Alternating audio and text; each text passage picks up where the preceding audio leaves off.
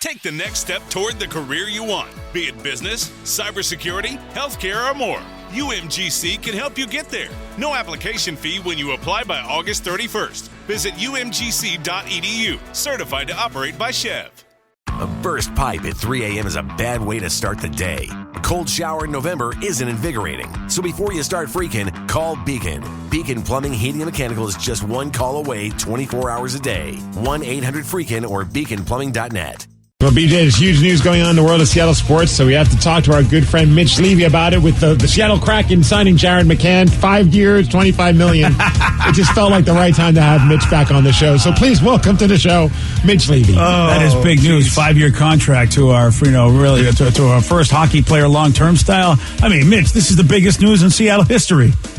You're going to talk pucks? You got me up this early to talk pucks with me? What's right. their record, by the way? Not Are they going good. to the playoffs? What's going on? Playoffs? No, maybe next year. I don't know.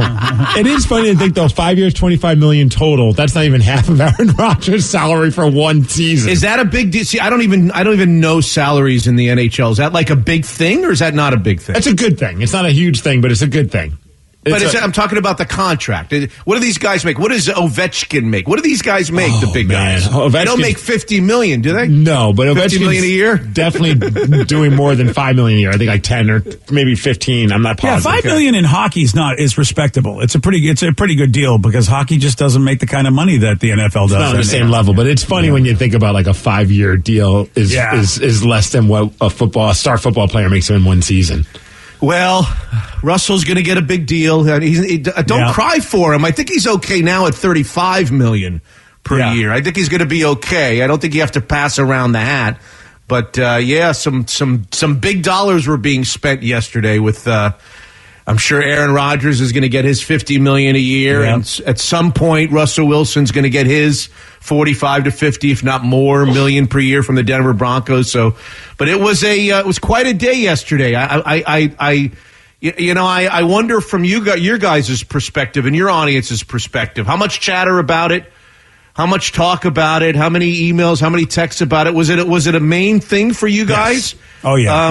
Today, I guess it would be today. Would it be? Yeah. Was it a main thing for you guys today? On social media yesterday, definitely the lot of tweets and messages. But this morning, most of our texts are about it. And, some people not happy, but for the most part, I think people were just like, you kind of saw the writing on the wall. And I don't know. I think the vibe is like bummed to see him go, but excited to see what this team could do. So the big question, and one of our listeners, I think his name is Chris, said, Mitch, are they going to finally admit they're in a rebuild phase? Or are they going to give us the runaround and go, oh, no, we're going to be competitive next season? I mean, this totally looks like a rebuild, which you thought there's no way Pete at his age would want to be part of that process, but it sure as hell looks like that's exactly what's happening. Well, ask Danny about our conversation before we started, because I'm not ready to go there yet. I want to see. I think it's natural, especially for the guys like us that were in sports radio, to immediately have to answer all these questions the next day.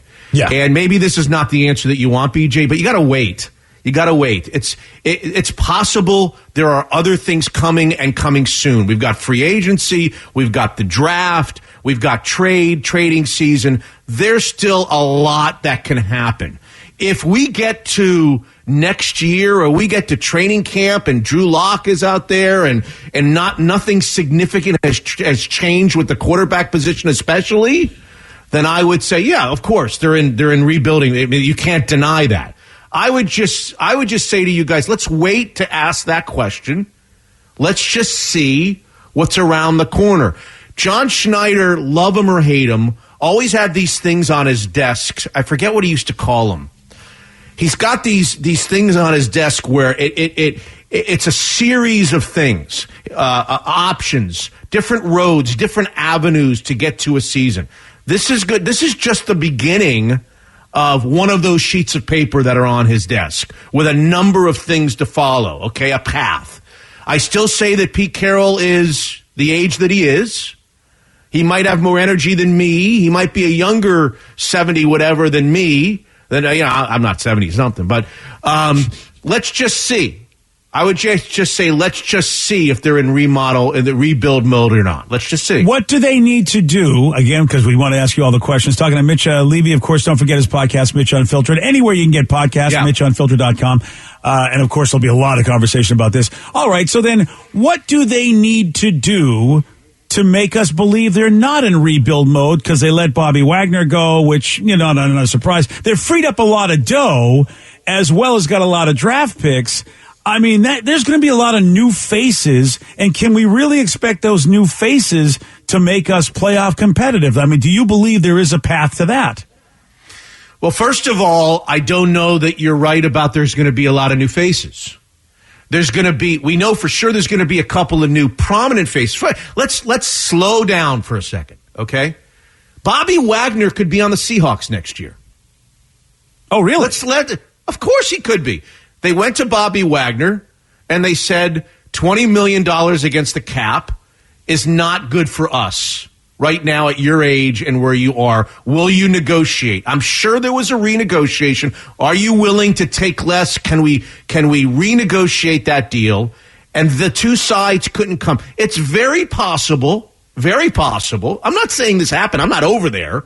But it's very possible that they made an agreement with Bobby Wagner. Listen, we'll cut you. Go out and see what you can get on the open market. And if you're willing, come back to us and give us an opportunity. If you're not, we get it. Congratulations and good luck. But there's a possibility that he's going to shop himself, see what the number is, and that he could come back for the Seahawks. I don't think there. Have you seen a goodbye Seahawks tweet or social media? It's been nice knowing you from Bobby Wagner. My guess is you haven't. I don't know whether you have. Well, there was that tweet that Steve he put out saying Sherm was a prophet or something like that. It doesn't sound like Bobby's in a I love the Seahawks mode based on that tweet. Maybe not. So I would say a couple things. First of all, there is a chance that Bobby Wagner will still play for the Seahawks. I'm not saying it's a 85% so you're saying chance. There's a chance. There's a chance. Second of all, even if he doesn't, we're talking about two high-profile faces. You said there's going to be a lot of new faces. They want all these free agents back. They talked about it during the combine. They've got a lot of money. If they want to, they could bring a number of these guys back, not named Russell Wilson and Bobby Wagner. And how many new faces would there really be on the Seahawks? Look, I just hesitate to jump to too many conclusions about what next year's team is going to look like on the day after the trade. Now, you're having me on after the day after the trade, and I get that that's what you want to talk about. Of course, you got to talk about it. This is you got to make know whose up. jersey I got to buy, man. Yeah, we wanted to make them up. So who are we going to have? Who's going to be on there? Tom Brady? Who's our new guy? They could go out and get a quarterback tomorrow. They could get there's a controversial one that's very much available. That if you bring his name up in Seattle, you get this incredible array of polarizing remarks. Who's this? Okay. Can you say, is it Voldemort? Can you say who? His name is Deshaun Watson. Oh, that guy. That guy who, if you want to just put your hand over the off-the-field issues, he walks into any place and makes them a contender. He is a terrific quarterback and was a terrific quarterback. Well, some might even argue he was better than Russell Wilson the last time he played. Marshawn Lynch also had a bit of a past when we brought him on board. We can list a number of guys that had a bit of a past when they came on board, including drafting Frank Clark out of Michigan, who had an assault that was pending at the time. Look, I'm not saying that. I'm just telling you, BJ, don't start in ink writing things down about the Seahawks rebuild and what they're going to look like next year until you give. This is a long off season. There is a lot to still be hashed out. I'm not completely convinced they're in rebuild mode. Maybe they love somebody in the draft. Maybe they love Kenny Pickett, the Pittsburgh. I'm just throwing names out there. The Pittsburgh quarterback at number 9. They now have the 9th pick.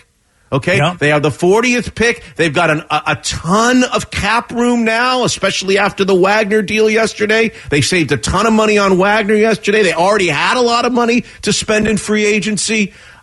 Don't rush to the judgment that this is a rebuild mode. I think the more interesting conversation is how did we get to this point? What happened with Russell Wilson? I find nobody here wants to talk about it, but I find the Denver layer to this, the Broncos layer to this fascinating. I think there's a lot of conversations to be had. I just don't know that the right one is, okay, they're in rebuild mode. They're not going to have anybody. They're going to lose 10 games, 12 games next year. Let's just wait on that. Hold up on that. Let's see what they do next. One thing I heard yesterday, I was listening, I think it was Colin Cowherd that was talking about it, and he brought up a point that I never even thought of, but he says that the relationship with Pete and John and Russell really deteriorated when they went and visited Josh Allen back when he was considered to be a top draft pick, and they felt like from that moment on, that's when the relationship with Russ and the team started falling apart because he felt like he was insulted by them looking at another quarterback. There are a lot of little stories like that, and that make a great documentary for a long 30 time. for 30. I'll tell you what I feel, Miggsy. I'll tell you what I feel about this. I think at the end of the day, I don't think that the relationship, the deteriorating or the frustrated or the abrasive relationship, if there was one, between the player and the team was the cause of what happened yesterday. I don't. I'm not saying that everything was rosy there, but I don't think that that's the reason. I don't think the relationship between the player and the organ. I'm just one person. I don't think that had much to do with what happened yesterday. So what do you think? What do you think is the reason? I think you can simplify it with two main elements, okay? Two main elements you can simplify why they did what they did yesterday. One is a question and one is a fact. The question that none of us know the answer to. B.J. Shea, despite saying that he probably knows the answer to it, doesn't. Miggsy doesn't. Mitch doesn't. Russell Wilson doesn't. You asked that the question. Seahawks doesn't. Denver. I'm going to give you the question. Danny probably does know. Yeah, he does. Danny doesn't know. Nobody. Yeah. If you could have frickin' Vince Lombardi on this show this morning. Whoa, Vince Lombardi. I don't think he's alive anymore, so that would be that's pretty why I didn't answer my DMs. And he doesn't have it. And here's the question. Here's the question that the three of us have talked about all year, that really nobody knows the answer to, but we'll find out. And that is, as Russell Wilson gets older and he's able to use his legs less and less and less, what kind of quarterback will he be in his mid to late 30s? Oh, I've got your answer. Okay. Nobody really knows the answer to that question. I know the answer. And I'll tell you the answer right now. I'm throwing it out there. Denver made a huge mistake, and they will not get to the Super Bowl. They will be competitive. Maybe they'll get to the playoffs, and maybe they'll do well. They will not. Well, that's because he. Not what I asked. But the thing is this: because of your question, he is not going to be a great quarterback without his legs. Because of the fact, I think, Mitch, his height is going to be a problem without his legs. Miggsy asked me a question. I'm answering it for you, BJ. Yeah. Well, I have. You said there was nobody. I have the answer. Nobody has nobody. There are two possibilities. Right there. The answer's right there. Miggsy might say, you might say that, which is a very reasonable answer and might be the right answer. Oh, you might say that. Miggsy might say, well, the guy is superhuman. He's got an incredible work ethic. He's incredibly intelligent. He will reinvent himself. He will start doing things that he's never done before because of the kind of human being and performer that Russell Wilson is. And at age 35 and 36, he will look a lot less like the old Russell Wilson and look like the older Tom Brady. That's a possibility, too. He may be transcended and may be able to overcome that. That's so funny because earlier I said, I'm convinced they're going to the Super Bowl, Russell Wilson. So it's funny you even say that. So that's the question, right? And here's the fact. And by the way, don't listen. I just tell your audience, don't listen to anybody who says, oh my God, the Aaron Rodgers thing, the contract yesterday really changed everything for the Aaron Rodgers thing has nothing to do with Russell Wilson. And here's the fact. They've known for years, that he is going to want $50 million a year in the next contract. Okay? Not because Aaron Rodgers got that with the Packers. Do the math. Russell Wilson is now making $35 million a year. He's coming up on a contract extension. The salary cap keeps going up and up and up. Quarterbacks are going up and up and up. He's got children to feed. He's going to want $50 million. Yeah. So you put the question that I gave you that you know the answer to, BJ, right? I just gave it to you. And you put it with, you couple it with the fact that he's going to want $50 million a year. That's a lot of money. 4 or 5 years. Seattle had to ask themselves the question. Denver has to ask themselves the question. And the question is, as the way we're constituted, the rest of the team, do we think that that's the prudent business financial decision to make. And I believe this is not about the relationship between Russell Wilson and Pete Carroll and John Schneider. This is about this question. And the Seahawks have decided, based on what we've got right now and what we look like in the years to come, we're not ready with the uncertainty of what Russell Wilson will look like at age 36, 37, and 38. We're not willing to go down that path. The Broncos answer it completely different with a resounding yes, because not only are they willing to give him the $50 million, which they will give him, they're willing to give the Seahawks 2 first-rounders, 2 second-rounders, and 3 players. So their answer is completely different than the Seahawks' answer, right? So, Mitch, obviously Broncos fans are thinking just like Rams fans were thinking, Matthew Stafford will take us to the promised land, which he did. Are the Broncos thinking the same thing's going to happen next season? This is because I don't believe it will happen. Not saying they won't go to the playoffs. They might even go to the conference championship. But I do not see them going to the Super Bowl because I just don't think Russell Wilson has what Matthew Stafford has without his legs. I'm not in Denver, so I can't answer that question. My gut tells me Denver. Steve, I told you to tell Mitch to go to Denver before this call so that he could. All right. So my gut tells me is that they're not as much about this coming season. I think Denver's still got work to do. I don't think Denver is the finished product that the Rams. Remember, you got to remember the Rams. Aaron Donald, Ramsey. The offensive line, they had a veteran left tackle who was in his, I think, 40s maybe. They were more of a finished product than I believe the Denver Broncos are young across the board, and I think there's still some work to be done there. So plus the other problem, well, it's kind of similar, I guess, to the Rams, but the other problem that Denver has is the obvious. Look at that division and look at that division of quarterbacks. Yeah. Patrick Mahomes is in that division. Justin Herbert of the Chargers is an up-and-comer. He's in that division. Derek Carr is in that division. The Raiders are coming with their new coach. That's a freaking tough division like the NFC West to come out of if you're Denver. So I don't know that Denver thinks they're going to be in the Super Bowl right away. And there may be other reasons to bring Russell Wilson in. Maybe there's a ticket reason. Maybe there's a PR reason. Maybe there's a community reason to bring. There's probably a lot of things that are going on in Denver about Russell Wilson. But we're more about the Seahawks. And so when the Seahawks decided to not go the route of the $50 million contract extension, they had 2 choices. And this is another thing that the 3 of us have talked about. They had 2 choices.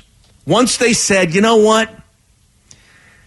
There's just too much uncertainty about him and our team. We're not giving him 4 years, $200 million, which is what he wants, okay? They had two choices. They could trade him now, or they could have brought him back for another year.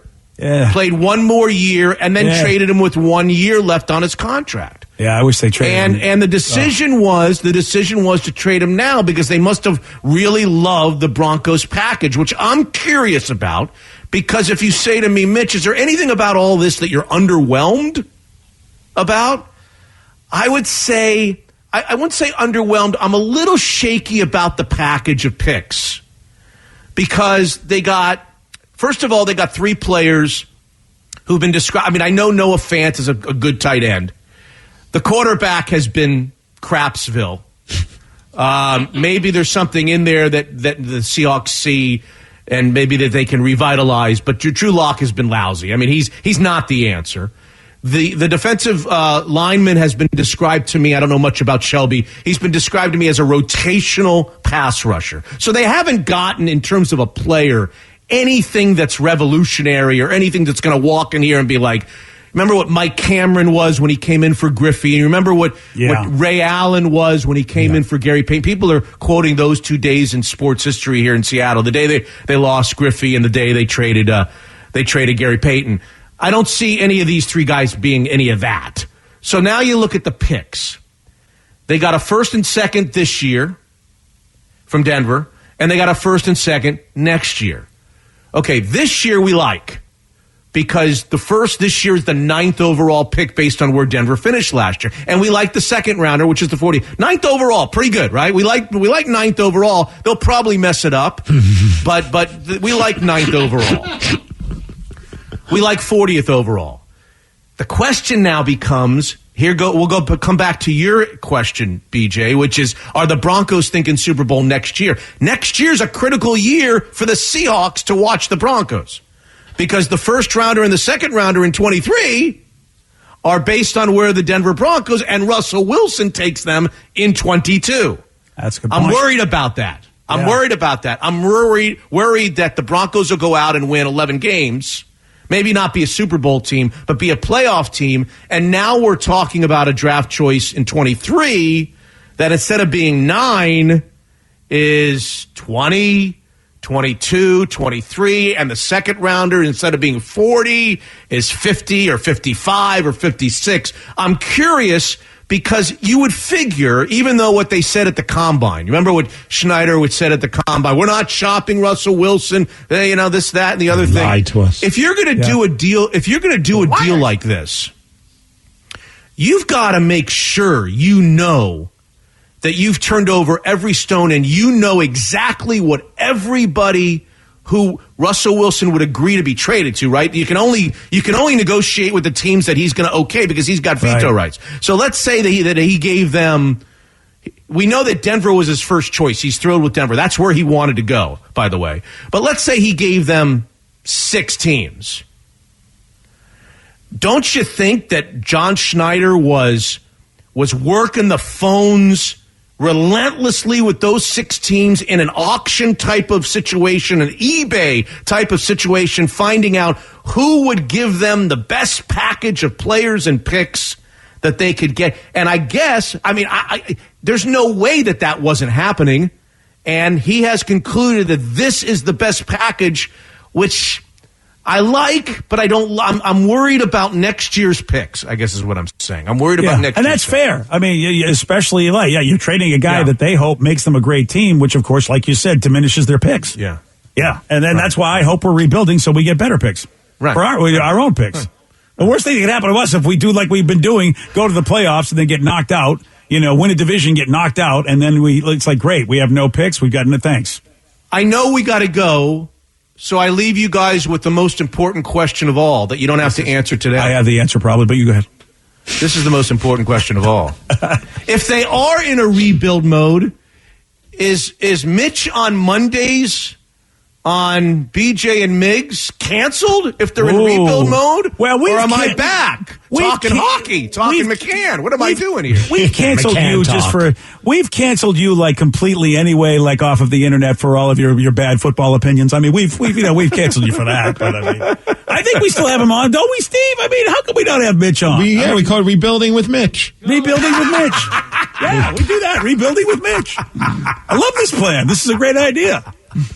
All right. And I'm sorry. I know you're going to be sad, but I no longer am going to say, is this an offense or a defensive team? I can't say that anymore right now because I really don't know. Mitch, of course, always great to have you on. If you're going to hear a lot more conversation about this is the perfect time to go and get Mitch's podcast, Mitch Unfiltered, which you can get at MitchUnfiltered.com, because Mitch is going to continue to follow the story, give you his opinions as more info becomes available in the coming weeks, months. And we'll talk to you after they trade DK. We'll talk to you on that morning after. That'll make BJ's dream.